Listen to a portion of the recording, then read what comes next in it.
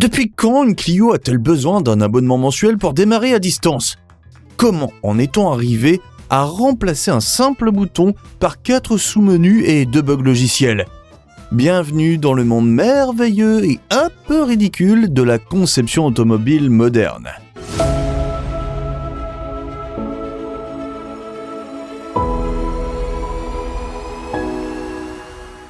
Aujourd'hui, je vous montre 3 conséquences issues de ces erreurs de conception insensées qui ont transformé nos voitures en gadgets roulants. Mais avant ça, remettons un peu tout ça dans son contexte historique. Contexte historique. L'âge d'or de la voiture simple. Pour comprendre pourquoi les voitures modernes sont devenues si compliquées, il faut d'abord se souvenir d'où l'on vient. Et surtout, de ce que l'on a laissé derrière nous. L'histoire de l'automobile française, c'est celle d'un pays qui a littéralement inventé la voiture moderne. Avant Détroit ou Stuttgart, il y avait Paris. Dès 1884, de la mare de Bouteville faisait rugir un moteur à explosion sur les routes normandes. Quelques années plus tard, Peugeot et Renault entraient en scène, bâtissant un savoir-faire mécanique que le monde entier allait nous envier pendant des décennies. Les années qui suivent ressemblent à une fresque d'audace et de génie. 1919, la Citroën Type A, le premier modèle français produit en série sur chaîne, parmi les tout premiers en Europe. 1934, la traction avant, première grande berline monocoque tout acier à traction avant en Europe. Et bien sûr, la 2 chevaux, icône absolue de la France d'après-guerre, économique et indestructible. Viennent ensuite les 30 glorieuses, l'âge d'or automobile. Des années 60 à 2000, chaque constructeur français a son âme et son caractère. Dès 1955, Citroën sort la DS, ovni roulant à suspension hydropneumatique. Renault rend la voiture accessible avec la 4L, puis la R5. Peugeot incarne la rigueur et la sportivité populaire avec la 404, puis la 205 GTI. À cette époque, la créativité déborde. Renault conçoit des architectures ingénieuses, Peugeot perfectionne ses trains avant, les Allemands peaufinent leurs moteurs atmosphériques.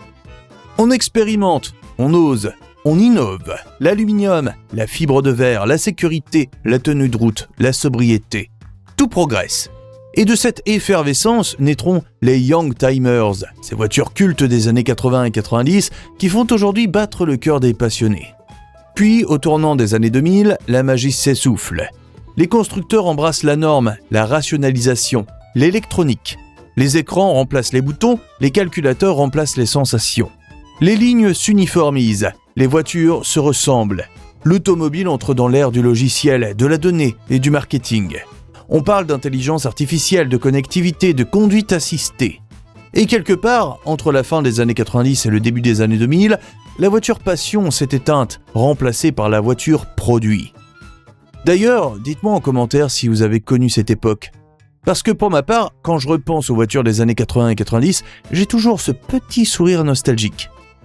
Aujourd'hui, face à ces voitures modernes bardées d'électronique, je ne peux m'empêcher de me demander à quel moment avons-nous troqué la passion contre la complication ? Parlons du premier problème, le design. Les problèmes du design moderne. Autrefois, on distinguait une voiture à des kilomètres. La calandre en haricot d'une BMW, les doubles optiques d'une Citroën, les courbes sensuelles d'une Alfa Romeo. Aujourd'hui, tout se ressemble. Même les Ferrari ont perdu une part de leur exubérance. Pourquoi ? Parce que l'industrie automobile est désormais corsetée par 3 forces. L'aérodynamisme, la réglementation et le marketing. Les ingénieurs dessinent pour le vent, non pour le regard. Résultat, des silhouettes plus lisses et sans âme. Chaque surface obéit à des contraintes de sécurité toujours plus exigeantes. Capot surélevé pour les piétons, arêtes adoucies, matériaux absorbants. Des voitures plus sûres, certes, mais aussi plus anonymes. Et puis, il y a cette inflation des dimensions. Clio 5 d'aujourd'hui occupe l'espace d'une ancienne Mégane. Officiellement, c'est pour protéger les passagers. Officieusement, c'est un moyen de dominer la route, d'impressionner le voisin et d'augmenter les prix. Ironie du sort, l'espace intérieur, lui, n'a presque pas gagné. Enfin, le marketing a pris le volant. Paraître high-tech, on multiplie les surfaces vitrées, les écrans géants, les bandeaux lumineux jusqu'à faire ressembler chaque habitacle à un tableau de bord de vaisseau spatial. Les constructeurs veulent séduire un marché mondial de Paris à Shanghai. Les coûts doivent converger. D'où cette impression de neutralité internationale. À bord, la même logique s'impose. Boutons supprimés, commandes tactiles omniprésentes, plastique laqué, ergonomie discutable. Essayez de modifier la température sur un écran géant en plein virage, et vous verrez combien la modernité peut être absurde. Aujourd'hui, le design automobile n'est plus un art, mais plutôt une équation entre efficacité, conformité et épuration. Un monde où tout est lisse, sans aspérité, et où, bientôt, même votre intimité n'échappera plus à ce polissage numérique. Car derrière le pare-brise, un autre danger se cache. Votre vie privée. Le cauchemar de la vie privée. Vous savez, autrefois, votre voiture ne savait rien de vous. Elle demeurait, roulait, calait parfois, mais c'était tout. Aujourd'hui, elle sait où vous êtes, comment vous conduisez, avec qui vous parlez, et même dans certains cas, ce que vous faites dans l'habitacle. Bienvenue dans ce que la fondation Mozilla appelle officiellement le pire produit au monde pour la vie privée. Et vous savez quoi ? Ce n'est pas une formule choc. C'est une conclusion tirée après plus de 600 heures d'enquête. Mozilla a passé au crible les politiques de confidentialité de 25 constructeurs automobiles et aucun n'a obtenu la moyenne. Aucun. Tous collectent bien plus de données qu'il n'en faut pour faire fonctionner leur système embarqué, souvent sans que vous en ayez conscience. Votre voiture connectée enregistre votre localisation, vos trajets habituels, votre style de conduite, vos signaux biométriques, rythme cardiaque, stress, fatigue et parfois même vos préférences personnelles.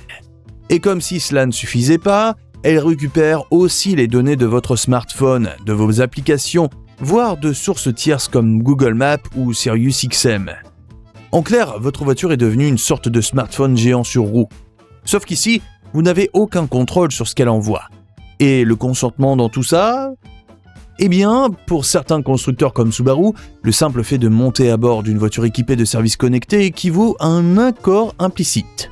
Chez Tesla, c'est encore plus vicieux. Vous pouvez refuser la collecte, bien sûr. Cependant, l'entreprise précise que cela peut entraîner une réduction des fonctionnalités du véhicule, voire l'empêcher de fonctionner. Autrement dit, vous avez le droit de dire non, mais votre voiture pourrait vous le faire payer. Pire encore, 84% des marques étudiées reconnaissent partager les données personnelles avec des tiers, et 76% s'autorisent à les vendre.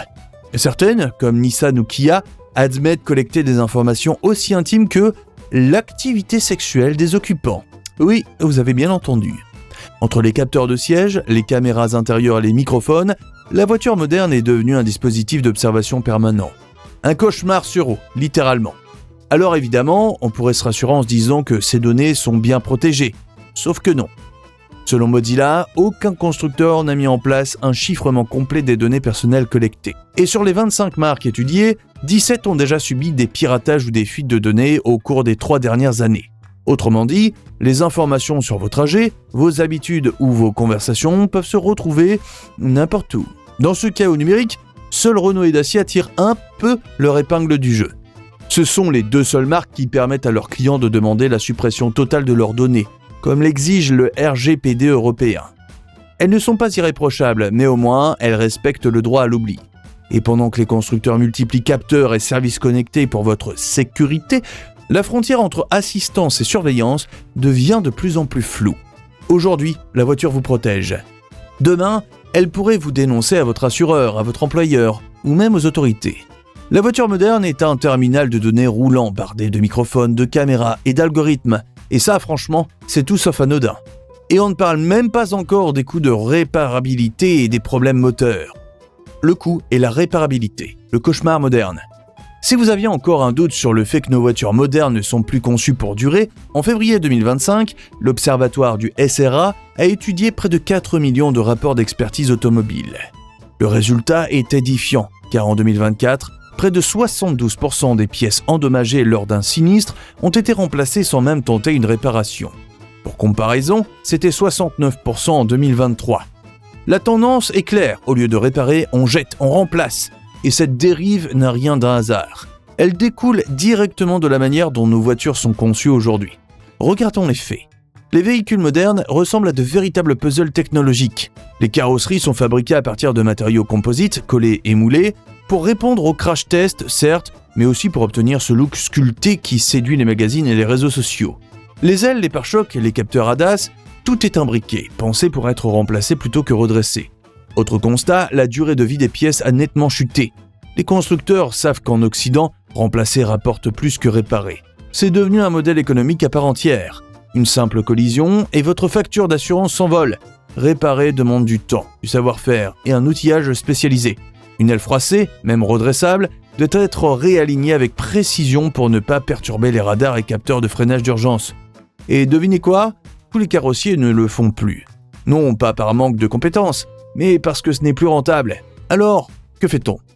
Eh bien, on remplace, toujours. Parlons du coût. Aujourd'hui, le poste pièce représente plus de 52% du coût moyen d'une réparation, soit une hausse de 29% depuis 2020. En clair, un petit accrochage peut vider votre prime d'assurance plus vite que vous ne l'imaginez. Avec les normes GSR2, les carrosseries toujours plus sculptées et la montée en puissance des véhicules électriques, cette part ne fera qu'augmenter. Quant au recours aux pièces de réemploi, il reste marginal. En 2024, seuls 5,3% des pièces remplacées en provenaient. Les caisses sont pleines de pièces en bon état, mais le neuf est privilégié, au détriment de votre portefeuille. Même les appellations moteurs sont devenues trompeuses. Autrefois, un 30i désignait un 6 cylindres 3 litres. Aujourd'hui, ce même 30i correspond souvent à un simple 2 litres turbo. Chez Mercedes, les 63 AMG se transforment en 40 AMG, avec des V8 remplacés par des V6, voire des 4 cylindres suralimentés. La puissance réelle et la cylindrée ne correspondent plus aux badges affichés. Quant aux innovations, elles sont souvent survendues. Grip Control, Advanced Comfort, mode de conduite multiple, autant de gadgets dans la majorité des cas. L'ESP ou le différentiel électronique simule des performances que la voiture n'a pas vraiment. Et depuis 20 ans, l'industrie a misé sur le downsizing. Moteur plus petit, boîte plus longue, véhicule plus lourd, le tout pour respecter les normes de CO2. L'agrément moteur, ce petit frisson qui faisait vibrer nos anciennes, s'est évaporé. Les moteurs modernes, turbo et bardés de systèmes anti-pollution, offrent des performances théoriques, mais s'avèrent plus fragiles, plus exigeants et surtout beaucoup plus coûteux à entretenir. Les aides à la conduite amplifient encore ce sentiment de déconnexion. On se retrouve avec une voiture qui freine toute seule, qui bip pour un rien, toujours sur le qui-vive. Ajoutez à cela des interfaces tactiles complexes et des commandes dématérialisées, et le tableau est complet. Même Volkswagen a dû réintégrer les boutons physiques sur ses volants face aux plaintes des clients. Quant à Tesla, son approche minimaliste ne rend pas toujours la conduite plus intuitive. Loin de là. La robustesse, elle aussi, a disparu. Stationner une voiture moderne n'a jamais été aussi stressant. Les protections d'antan ont été sacrifiées sur l'autel du style. Dans nos villes saturées, cette fragilité se traduit par un stress permanent et des factures salées. Même les électriques, malgré leur image futuriste, n'échappent pas à la règle. Les moteurs thermiques conservent un avantage dans les sportives. Le couple instantané d'un moteur électrique impressionne et ne remplace pas la richesse olfactive, sonore et vibrante d'un moteur à combustion. Côté fiabilité, certaines électriques restent sensibles, avec des composants spécifiques très coûteux à remplacer. Bref, le progrès existe, mais il a un prix et pas seulement sur le papier. Alors quand vous contemplez votre voiture moderne, son aileron électrique qui se déploie à 70 km/h, ses fausses sorties d'échappement en plastique et ses écrans tactiles à perte de vue, ce que vous voyez est souvent l'illusion d'une technologie qui ne respecte plus ni les conducteurs, ni la mécanique. L'alternative, le retour des voitures classiques. Face à cette avalanche de technologie, à ces voitures connectées qui savent tout de nous, un mouvement inverse se dessine. Un vrai retour aux sources. Le plaisir brut de conduire, tout simplement. En 2024 et 2025, la France rend hommage à une génération d'icônes. Peugeot célèbre les 40 ans de la 205 GTI et de la Turbo 16. Renault fait de même avec la Super 5, l'Espace et la 11 Turbo. Chez Citroën, c'est la CX GTI Turbo et la légendaire C15 qui soufflent leur bougie. Et même la Simca vedette, avec son V8 2 litres 4, franchit le cap des 70 ans. Leur valeur grimpe en flèche, parfois de manière spectaculaire, mais reste encore à portée des collectionneurs passionnés. Une 205 GTI en parfait état dépasse désormais les 30 000 €, contre quelques milliers à peine il y a 10 ans. C'est la loi du marché. Plus les exemplaires disparaissent, plus la cote s'envole. Les grandes maisons comme Sotheby's, Eram Auctions ou Arcturiol en sont les thermomètres. Un record sur une Ferrari ou sur une Porsche et tout le marché s'emballe. Alors si vous cherchez une alternative aux voitures modernes, trop bardées d'électronique et parfois fragiles, ces anciennes sont à la fois un vrai plaisir de conduite et un placement intelligent. Dites-moi ce que vous en pensez en commentaire, laissez un like si ça vous a plu, abonnez-vous et on se retrouve très bientôt pour une nouvelle vidéo dans le Garage Français.